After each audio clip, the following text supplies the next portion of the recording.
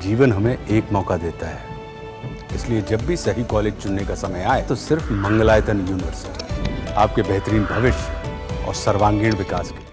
अच्छा, औरंगज़ेब का जिक्र किया। औरंगज़ेब के बारे में आपने बताया कि किस तरह से वो थोड़ा ज़िद्दी किस्म का व्यक्तित्व था औरंगज़ेब का। हर वो चीज़ करना चाहता था जो इस्लाम के फेवर में नहीं है, उसको हटाना चाहता था। तो ऐसे में उस समय पर, क्योंकि भारत में हिंदू आबादी बहुत थी, तो उस समय त्यौहार कैसे मनाए जाते थे? जैसे अभी हाल ही में होली का त्यौहार चल रहा है। ठीक है, आपने अच्छा सवाल उठाया। असल में क्या है कि औरंगज़ेब इस मामले में थोड़ा सख्त था। जो आज के दौर में अगर हम इसको देखेंगे तो थोड़ा सा हमको लगेगा कि ऐसा भी होता था।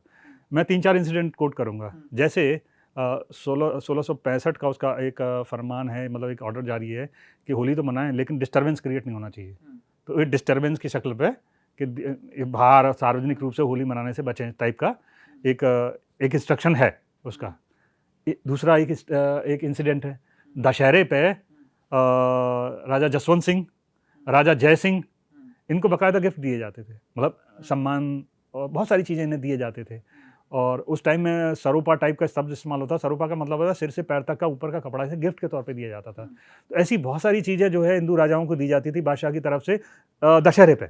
ये चलन था। औरंगज़ेब भी इस चलन को फॉलो करता था और बहुत सारी चीज़ें उस वक्त में दिए जाते थे, और अगर वो यहाँ नहीं है तो वहाँ पहुँचाए जाते थे जहाँ वो हैं।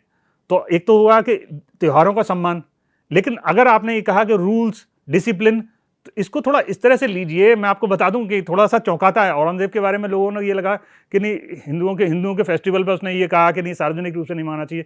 2 इंसिडेंट बहुत इंपॉर्टेंट है जो कोट करने वाले हैं। ये वही औरंगज़ेब है जिसने पूरी मज़ारों पर एक आदेश जारी किया कि कोई भी बृहस्पति के दिन लैंप नहीं जलाएगा। ये ठीक नहीं है। अब बताइए, अभी आप इस बात पे बहस कर रहे थे कि देखिए ये होली पर उसने ये कमेंट किया, उसने ये भी कमेंट किया।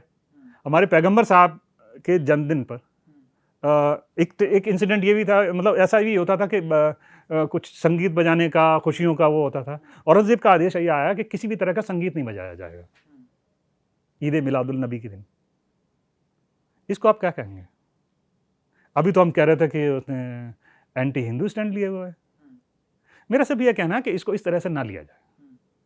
उसने बहुत सारे आदेश जारी किए हैं, बहुत सारी चीज़ें जिससे उसे लगता है कि ये इस्लामिक नहीं थे, जैसे म्यूज़िक इस्लामिक नहीं है, या उसने लगा कि आप ज़्यादा वो करते हो, हनफी मत को मानता था, तो ये जो लैंप जलाई जा रही है ठीक नहीं है। तो बहुत सारी एक्टिविटी उसने की है। तो आप इसे इस कॉन्टेक्स्ट में लें, लेकिन पर्सनली पब्लिक को देखिए, 2 अलग विजन है जैसे लोग मिक्स कर रहे हैं। इसको सही करने की ज़रूरत है। औरंगज़ेब जब पॉलिटिक्स होती थी या सिस्टम का मामला होता था तो रूड और रिजिड बुरी तरह होता था। मतलब उस वक्त वो सारे हथकंडे इस्तेमाल करता था, पर पब्लिक के लिए पब्लिक सारी एक जैसी। किसी भी पब्लिक के डिस्टर्बेंस को, मैंने आपको बताया, कई सारे टैक्स उसने, जैसे बताइए अस्थियां बहाने पे टैक्स लगता था, अब ये दस्तावेज में है, तो वो हटाया उसने। इसी तरह से गंगा में स्नान पर टैक्स लगता था, वो उसने हटाया। मेलों पर टैक्स था, वो उसने हटाया। मैं उसकी तारीफ नहीं कर रहा, मैं घटनाएं बता रहा हूं।